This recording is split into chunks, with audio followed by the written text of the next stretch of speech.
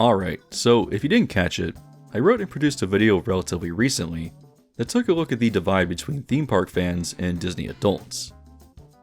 A big part of that video for me was distinguishing what makes someone a theme park fan and dissecting exactly what it is about themed experiences that are just so fascinating. It's that desire for world building and wanting to know how the illusion works that I think plays a large part in theme park fandom, and I thought it was important to distinguish these kinds of people, which I consider myself to be one of, from Disney adults. A Disney adult is a difficult thing to really define, because if you're someone who's going to the parks without children, and you're maybe buying the mini ears and wearing a t-shirt that sports a recognizable Disney intellectual property while you're having fun, does that actually make you a Disney adult? No, because that's perfectly normal human behavior, even if there is a large segment of society that will make fun of people for doing so. I spent quite a lot of time in the Disney Adults video trying to define what they actually are, and I ended up getting random comments from outsiders saying that I was producing up straw men. But if you're anywhere near the Disney fandom online, you'll definitely know that I'm talking about a very specific kind of person, even if they're not the easiest to define. A Disney adult is often portrayed as a millennial or Gen Z aged person who makes talking about Disney their entire personality. It's constant bragging about going to the Disney parks to others, and identifying with the Disney branding at an incredibly superficial level. As in, complaining that Tiana isn't in her specific dress from the movie in Tiana's Bayou Adventure, or saying that Tokyo Disney Sea isn't Disney enough because you're not constantly bombarded with animated characters. It's the kind of person who will spend all their time giving bad vacation advice online, excitedly describing how cafeteria food from around the resort is amazing, and who will tell everyone about how cute it was that they saw Moana wallpaper at the Polynesian, or the Incredibles slapped up on the wall at the Contemporary. There really are many people out there who will gush over what Bob Chapek called capital D Disney, as in this pure reverence and worship of Disney iconography at a superficial level by people who have absolutely no consumer standards. And as I argued in the other Disney Adults video, this is actively harming the Disney parks experience. It's clear that actual Disney leadership isn't trying any longer, turning their parks into messes of random attractions that essentially work as billboards of Disney iconography while destroying the thematic cohesion that once made Disney parks the best in the industry. Disney used to have cultural depth in its parks and even its resorts, and a lot of that is getting erased by doing the bare minimum and slapping characters onto concrete buildings. There are even attractions out there that are akin to Six Flags quality, and that's not hyperbole. It's incredibly troublesome because Disney is destroying itself as a creative and cultural institution because they know that quality and effort no longer matter, as there are many people out there who will continue going into thousands of dollars worth of credit card debt just to stage photos in front of the castle, or brag to their coworkers about how they're taking another quarterly Disney vacation with their family. I covered pretty extensively why this is bad for the parks, and why, as a theme park fan, it's frustrating to see Disney destroy itself by corporate executives who fail to understand their product and the creative legacy of the company. The question is, though, who exactly are the Disney adults? Because I know that they exist, but I don't think that I was able to really identify who they were in that initial video. However, people in the comments put forward a lot of really interesting explanations about who these people are and where they come from, and so that's what I wanted to explore today. I already told you why Disney adults have destroyed the Disney brand and legacy through their blind endorsement of poor decisions constantly made by the corporate executives, but with this video, I wanted to explore theories of why they exist. So leave a like on the video, subscribe if you haven't already, and let's get into theories on what turns someone into a Disney adult.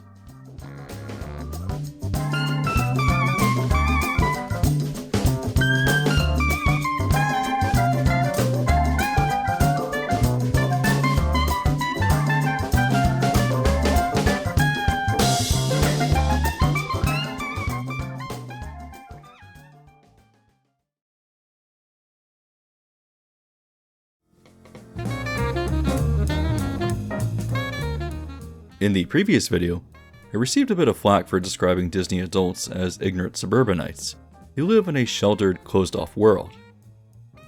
Yeah, I suppose it is mean-spirited, but there is definitely a class of people who might be formally educated and who might look successful on the surface, but if you could look into their heads and hear their thoughts, you would hear nothing but a dull buzzing sound. They're the cogs in the machine that live life without volition, simply just going from one phase of life and through the next because of what they think they're supposed to do, rather than having any real aspiration or knowing how to engage with the world in any kind of critical way. Yeah, it's a bit ironic because I live in the suburbs too, and I'm even fascinated by casual consumerism, which I think is actually pretty great despite the miserable people who lament its existence. But when I personally engage with anything, whether it's pop culture or not, I want to actively think about the experience and dissect what I did and did not like about it. There are so many people who go through life and think no thoughts, simply reacting to things in accordance with the biases that have been instilled in them. In this case, Disney adults just go to Disney because they expect Disney IP, because they cannot possibly conceive of Disney being anything other than the sum of its iconography. Attractions with great theming will go over their heads because it was never about environments or atmosphere or storytelling. It was always about pointing to a character that they were familiar with and shouting, "Hey look, that's a thing I know."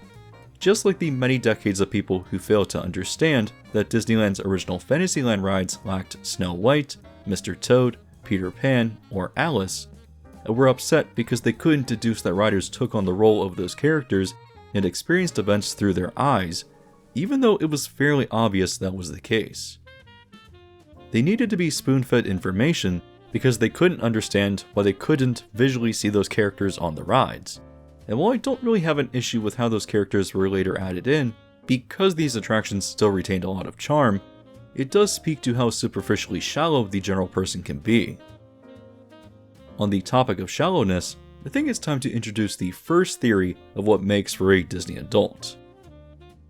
A lot of people in the comments of the original video postulated that for many people, being a Disney adult is about status, or comparing themselves to others to make themselves feel important. Before I moved to Orlando, I worked a corporate job, and there was a woman there who could not stop talking about how she was constantly going to Disney with her family. It was always cute character this, oh we're spending so much money to stay in this resort that, and one of my managers, who knew that I had a pass to pretty much every park in Florida, asked me what was up with the Disney obsession to the point where it consumed her entire personality. I simply responded that, yeah, I don't know, she's weird. Like, there's a lot more to the parks than just characters and kid stuff, which is all she seemed to talk about. However, since people are bringing up the suggestion that Disney can be about status, I have to wonder if this woman's obsession with talking about it was a form of validation, of letting people know that she and her husband had money and could constantly afford to drive 2 hours but spend thousands of dollars on Disney resorts throughout the year. The more I think about it, it does make sense that it's a flex of status, but in a way that doesn't feel too pretentious or alienating.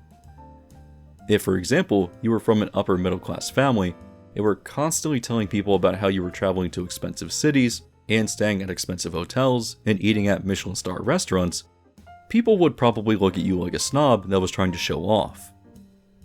Disney, or at least Walt Disney World, is a sort of cultural obligation for the East Coast of the United States though. It's a place where parents strive to take young children at least once as part of a general pressure to relive their own childhood experiences there through the eyes of their own children. I think that has its own issues, as it doesn't come from an actual love or interest in themed environments, but the point I'm making is that while Disney can be very expensive and is priced like a luxury vacation, there's something about its pop culture status and cultural accessibility in the Eastern US that makes it not feel pretentious. I think that for many people, especially members of Disney's timeshare program known as Disney Vacation Club, I think it's plausible that talking about their constant vacations is intended as a subtle brag meant to flex wealth and status, at least for upper middle class suburbanites. Maybe they're not true Disney adults in the sense that they don't obsess over the capital D Disney branding, but they often feel like casuals who have no interest in the actual themed environments and rides. And so the associated Disney iconography is a large part of what reinforces that flex. I don't think that this is necessarily a large demographic of people though. On the other side of this, you have the so-called Disney influencers who are all about flexing status, which is often accomplished through their wardrobe. It's the constant use of Disney shirts and dozens of mini ears, and maybe even Club 33 merchandise that they flaunt, despite not being actual members, that really conveys the message that they think they're better than everyone else, even if they attempt to appear humble and thank everyone for watching them. I certainly don't think there's anything wrong with wearing Disney merchandise, but when it's flaunted in a certain way from the influencer crowd with a sense of entitlement behind it, that superficiality of engaging with the Disney brand is very clearly a vessel to brag to others that they're better than the average person. The superficiality isn't surprising though, as a lot of Disney influencer content is just inherently shallow because there's no passion for the product.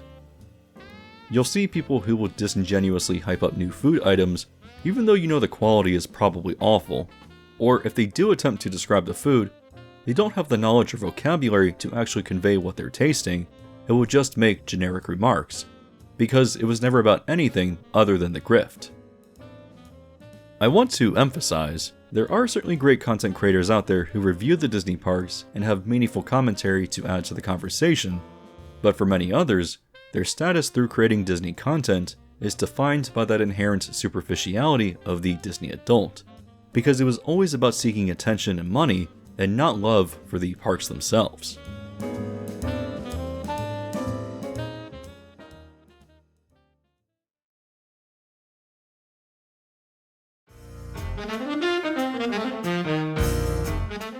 Another theory put forward for why Disney adults exist is that as society becomes more secular and religion fades, the general public has begun replacing traditional facets of religion with pop culture fandom.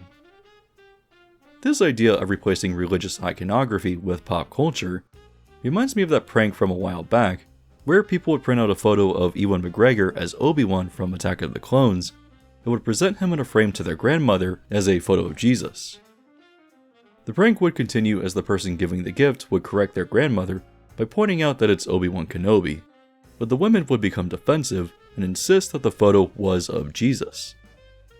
Maybe these pranks were staged, but I do think that this sort of fanatical, unbreaking devotion to religion and the iconography that comes with it is very much a real phenomenon, even if I can't even begin to understand it myself.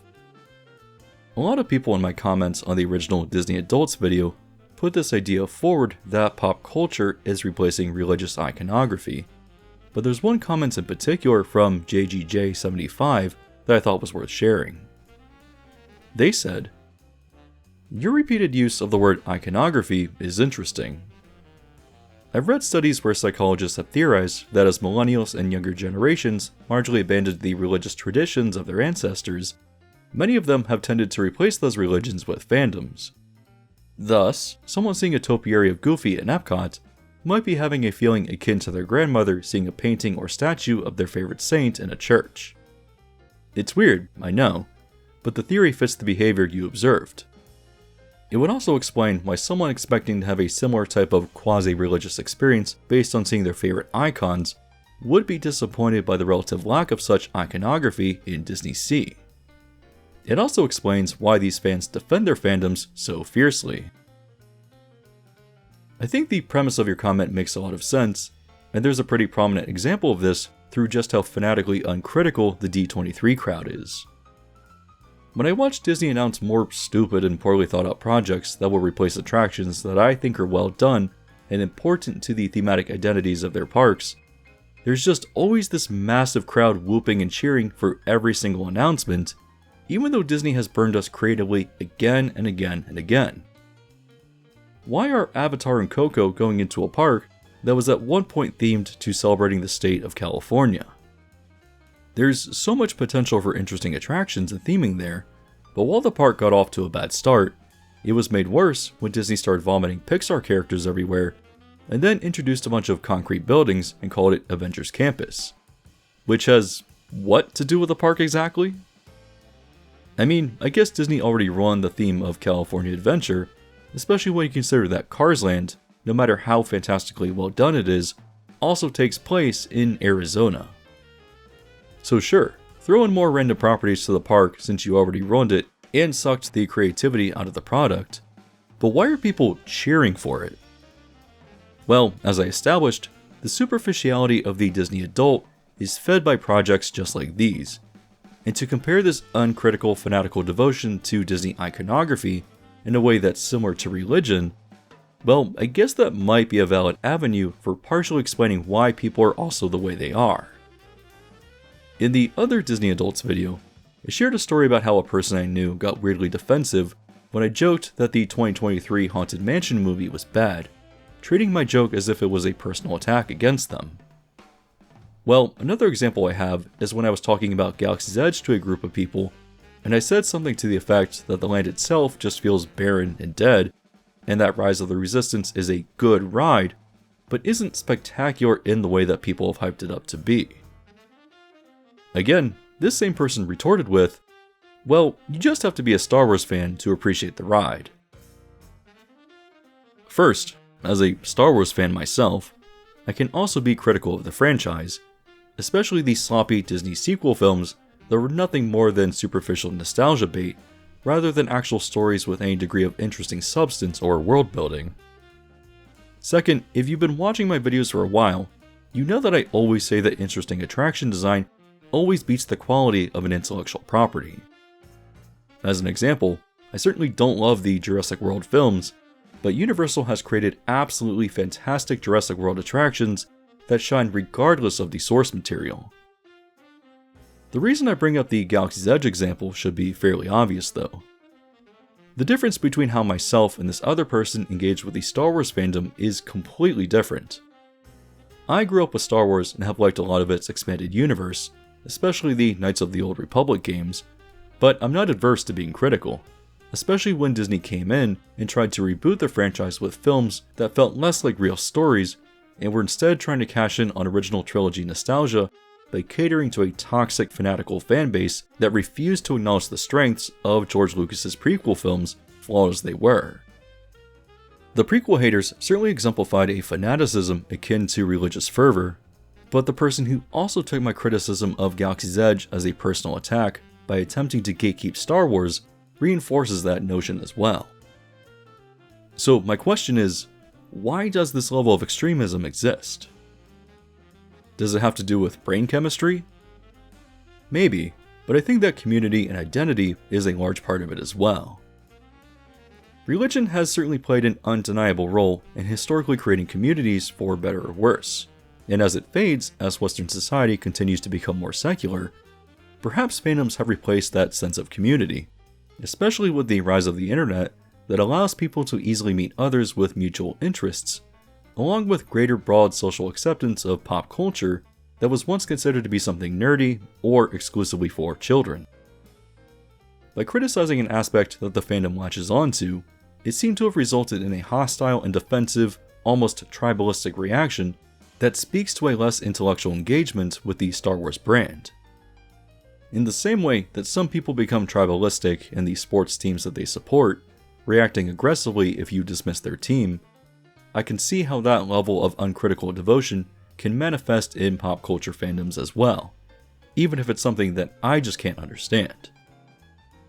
It's one thing to be a passionate fan for a sports team or a fandom, but when it consumes your entire personality as a tribalistic attachment that becomes core to your identity, that very much does seem reminiscent of religious zealotry if you can't accept that the organization you subscribe to can be flawed. I've certainly experienced a lot of backlash from all the Disney criticism I put out over the years, with people accusing me of everything from hating Disney because I'm a so-called universal shill, to people telling me that Disney is for children and that nothing I have to say matters because it's not for adults anyways. As an argument, that just seems like Disney adults deflecting and hiding behind the supposed preferences of children, because Disney is clearly not just for kids. It never has been. So yeah, to say that devotion to pop culture as a replacement for religion in society does seem to hold true from my observation. And when you see Disney adults who are obsessed with the branding of the company but fail to recognize its artistry and take criticism of the company as a personal attack, as I often see in my comments, I think that it really does reinforce the idea of how modern fandom has replaced religion for many people, which partially explains the phenomenon of the Disney adult.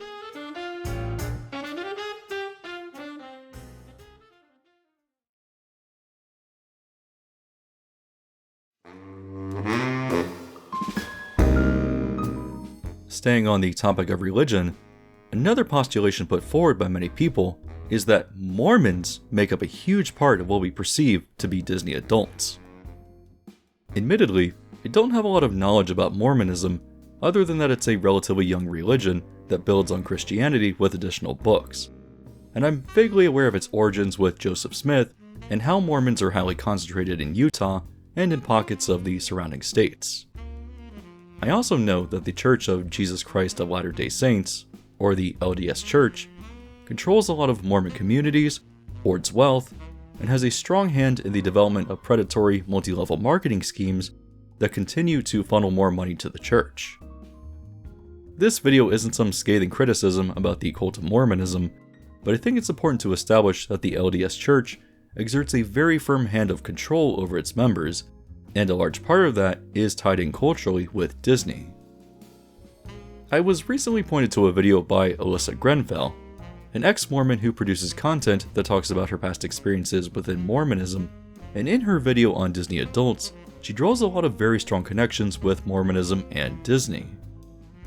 For example, she explains how traditional Disney animated princess films reinforce conservative gender roles, where women are valued almost exclusively for their beauty. They live incomplete, often unhappy lives until a strong man steps in to marry her for that fairy tale happily ever after. She draws parallels with women in the Mormon Church who are expected to fall into that subservient role, and those more traditional Disney animated films are often approved by the church because they help reinforce that level of control. Grenfell also expressed how when she attended Brigham Young University, which was founded by Mormons and named after the second president of the LDS Church, the Disney mania was incredibly widespread among the community on campus. She makes points throughout the video about how the church forbids Mormons to engage with profane or inappropriate content, and how R-rated movies are off the table. When the church dictates what media people can and cannot consume, it makes a lot of sense that the family-friendly nature and conservative ideas of older Disney films would resonate with leadership. It would become an immensely powerful cultural force that can be twisted to reinforce the message of the LDS Church. Another point that Grenfell makes is that within Mormon culture, there is often a very aggressive toxic positivity, a social policing that not just generally discourages negative feelings, but I think also preaches that happiness comes from faith and salvation. This toxic positivity is more about keeping up the appearance of happiness, rather than, well, actually achieving it. And if you look at the Disney branding more broadly among its more popular iconography, it makes sense that Disney would culturally dominate Mormon communities as church-approved media, and why all the students at BYU would be constantly referencing Disney content. Grenfell goes further though. It speaks about how wealth in Mormon communities is often associated with devotion to the church. Other than the church itself being a money funneling scheme, upper-class Mormons who can afford frequent vacations to Disneyland and Walt Disney World often do so as a flex of status.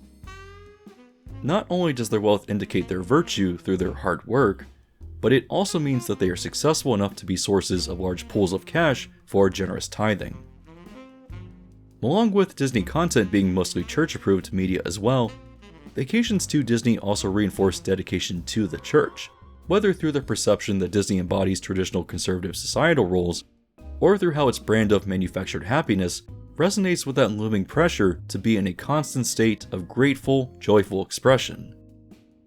Again, going back to the previous Disney Adults video, I made comments about how there is a class of sheltered suburbanite that seems willfully ignorant of the world around them. People who embrace a strange, unwarranted level of positivity that feels regressive and childish. And as I'm writing this, it clicked. They're Mormons, and it makes so much sense because they didn't understand where these people were coming from. Grenfell even makes the claim that within Mormon culture, childhood is seen as pure, and when Mormon adults show more childlike behavior, It's often seen as a retaining of that purity, and therefore evidence of stronger dedication to the teachings of the church. If you watch my videos frequently, you know that I have knowledge within the themed industry, and that I know people across it. But I was speaking to someone not too long ago who works event operations for Disney. He was telling me about a park buyout he worked that was essentially a singles meet and greet for Mormons, and I was like, what? Are there even enough Mormons in Orlando for them to do that? I quickly realized that yes, they do actually have a significant community in the area. Back behind Universal, there is a Mormon church with a pretty conspicuous spire that you can see from around the area. And so, while I thought of Mormons as mostly being concentrated in Utah, it makes sense that I've been seeing them at Walt Disney World all this time, and I now have an explanation for their often bewildering behavior. If you've ever seen those videos of people crying when they meet Disney characters, or who have strange, contrived body language that expresses joy in a way that feels dramatic that calls attention to themselves, like for example, dramatically clasping their hands together in delight, it wouldn't surprise me to find out that it's Mormons being performative to show their dedication to the Disney brand.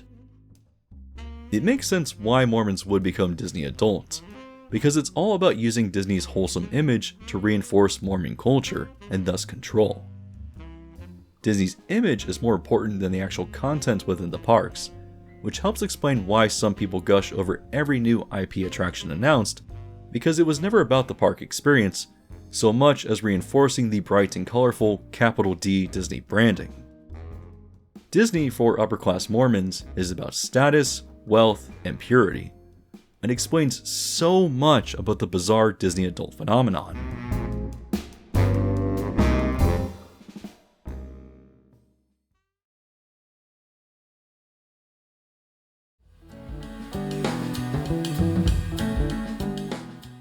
To conclude this video, I want to say that there are many reasons for why Disney adults exist, and hopefully, my exploration of these reasons put forward by people commenting on the other video was interesting. For many people, going to Disney often or taking their family there is about status, and validating their lives by comparing their own to others, whether it's the person bragging about being a DBC member, or an influencer who's all about the grift. On the other hand, there is a large part of the human population that is dedicated to religious iconography and the tribalism of belonging to an in-group that has become a core part of their identity.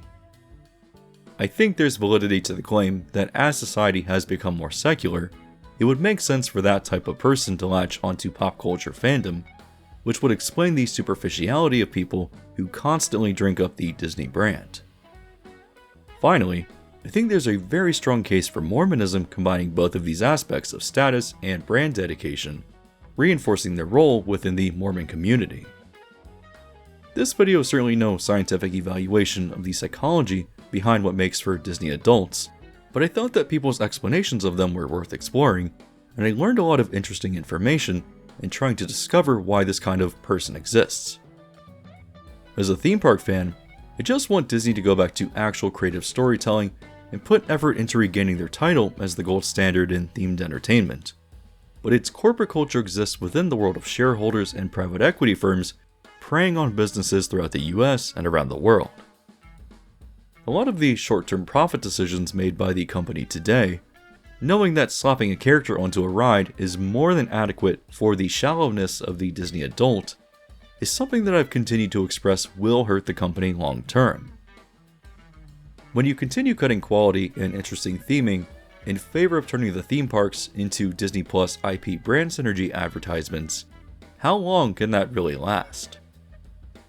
I'm sure that there's a lot of people who will always support the company regardless of what decisions it makes, and even despite my discussion exploring theories of what makes for Disney adults, I think that there are still probably other explanations out there that haven't been explored yet.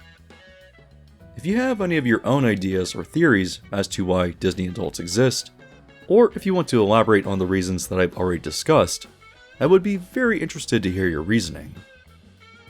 If you made it here to the end of the video though, and have found it interesting, I would very much appreciate it if you left a like to help boost its message.